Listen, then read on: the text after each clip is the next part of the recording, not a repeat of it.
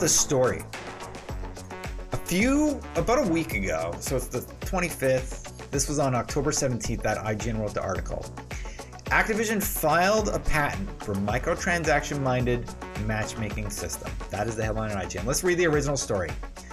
Activision has filed a patent for a microtransaction-driven system for matchmaking in multiplayer games. As reported by Glixel, the patent was filed back in 2015 and was officially granted to the publisher by the U.S. Patent and Trademark Office today, October 17th. Described as a system and method that drives microtransaction in multiplayer video games, the patent outlines a system in which players are matched together in such a way that it encourages the purchase of in-game content. Okay, that seems manipulative. Let's see their flowchart. Identify item that may be relevant to a first player. Identify a second player that possesses this item. Tune match variables and or coefficients to match first and second players. Match first and second players.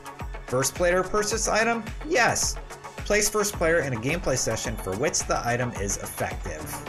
No. Update player profile to indicate non-purchase.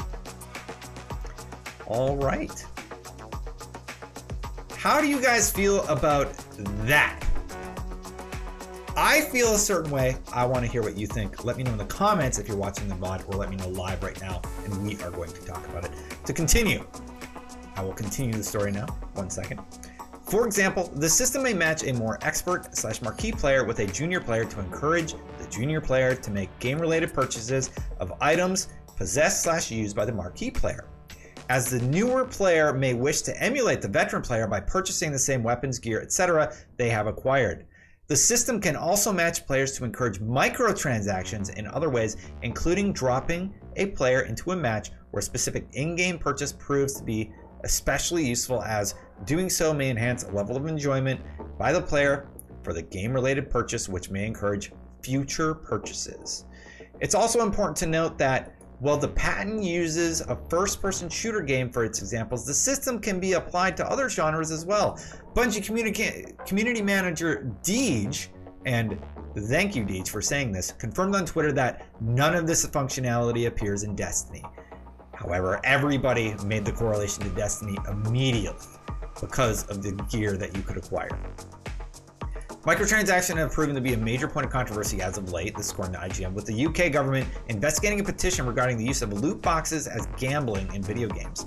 The Electronic Software Rating Board recently entered the conversation, saying the use of loot boxes doesn't merit the need to include gambling as a descriptor for a game. The SRB does not consider loot boxes to be gambling, a spokesperson for the organization told IGN. The use of loot crates in Star Wars Battlefront 2 has also been a talking point amongst players. And we all know what happened there. We talked about it on the last episode. You guys can go check that out. So there was one update. An Activision representative provided the following statement to IGN. This was an exploratory patent filed in 2015 by an R&D team working independently from our game studios. It has not been implemented in-game. Okay, that's fine. It's an exploratory patent filed by one of your teams. It's still your team. Somebody at your company was given the task to come up with new ways to get revenue from players, and they came up with a gross way to do it. In my opinion, this is gross. Why can't I just buy a game? Why do I have to be manipulated? Do I have to worry about playing any Activision game? Like, are they manipulating me now? Do I want to buy that because I've fallen for their little trap? The champ says this is basically gambling. Acros says, how about they focus more on not releasing broken/half-finished games first? And well, Acros is being negative because he's upset about the story. I understand why. He kind of makes a point. Like, why are you dedicated? It's strange. So I have to pull back for a second and recognize, hey, this is a business. And it's hard for me to even like be on their side here. I'm not. I feel like this is crossing that line. Now, there's a line I'm okay with loot boxes. I don't love it. I've spoken a lot on Fireteam Chat about how I don't like the implementation in Destiny 1 about it, like the chance of you getting, you have to spend like $100 to get all the gear from the loot boxes. I do not like that at all. This just seems like they were like, hey, how can we get a little more out of our player base and get data while doing it? And to be fair, they build these platforms, and if we want to play them, we just have to know that, oh, hey, by the way, we're totally going to manipulate you into potentially spending more money on our product. Why can't you just be like Overwatch? Like, I never thought I'd say this, but like, can we just stick with loot boxes for now? Loot boxes are like people are gonna get sick of that. Champ says Activision is still not getting any from me. Only expect the DLC for one reason. I bled $60 for your game, and now you want more? Hell no. Curly Cake says, yeah, it's effing gross. Totally agree. Man, it just makes me like... Grim says he loves microtransactions. Oh, okay. Alex Winchester just used the word that I was looking for, and thank you very much, Alex. The patent is really predatory, and that's why I don't like it. And that's I think the point that I was kind of looking to make. I really don't like it. It feels manipulative. It feels predatory. It feels gross. Activision, don't do this. Honestly, like, all companies, like, are loot boxes really the best thing that you can think of? Why loot boxes? Is it because it's easy? There has to be a better product that game designers can develop. I'm not a game designer, but come on, really? The best thing you can think is to manipulate your player base and do loot skins? I like some of the skins, and I'm glad. One thing I'm glad about with the loot boxes is often you can just earn them in game.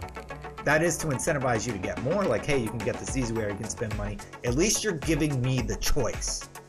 Now, if you're silently manipulating me, as this seems to be stating, I have a problem with that.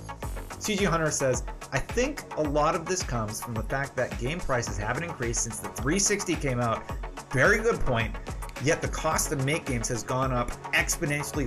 Raise the price of the game to $10 and get rid of this predatory garbage. 100% agree. $65, $70, I'm still comfortable paying that. It's just, games seem like they're piecemealed out. EA's canceling.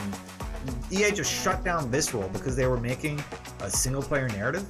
I mean, maybe the game was bad, but that's not what they made it sound like. They made it sound like, yeah, we really don't want to talk about a single player narrative game anymore because we can't make enough money off of it. I am stoked for Anthem. Anthem looks fantastic. I like playing shared world games. Designers, here's my challenge for you. Come up with a better way to make money that is beneficial to me, the player. You give me a cosmetic skin that gives me bragging rights. That's at least sort of beneficial to me, and you give me a way to earn it in game. That's the only reason I'm okay with it. This predatory crap, this is not acceptable. Don't do stuff like this. Don't do passive stuff where you're trying to get me to spend more money. Now, just so everybody knows, games are designed specifically to incentivize you to continue playing them. Destiny has sound effects when you do certain things that incentivize you to keep playing, incentivize you to keep in that world. That I get. So yeah, man, I don't know where I was going with that point. I kind of got lost in my rant here. A lot of people really upset by this. In my opinion, rightfully so. I do not like this at all. Before we move on, just a quick reminder that I do stream the show after work. And if you want to support the stream, you can do so in many ways. I wrote up a little thing that I'll read here now. I do this after work because I'm obsessed with gaming and the gaming industry. True fact. It's all I know, but the only compensation I receive for doing this work after hours is your generosity in the form of a follow, the free way. Just tell your friends, follow, watch when I go live, or any tips or whatever you want to do. And tips are in the form of a subscription, a cheer, anything that you want to do. There's also plenty of free ways. Retweet, follow, come back every Wednesday and hang out. Be a part of the conversation. You guys make this a better show for me. Thank you, Grim. I'm so glad you liked the show, and thank you for your sub tonight, sir. All right, so this is all about us having a platform to talk. Let's talk and move on to the next topic.